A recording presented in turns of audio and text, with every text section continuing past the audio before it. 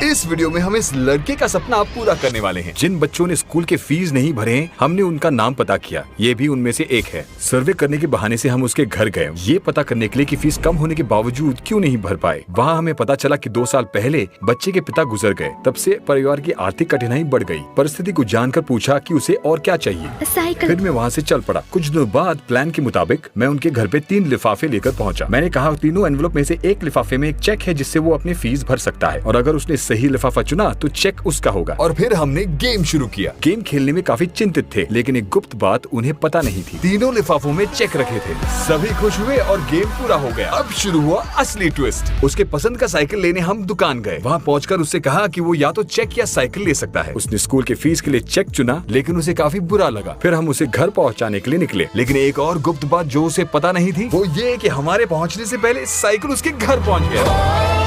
तो हम सब खुश हैं क्योंकि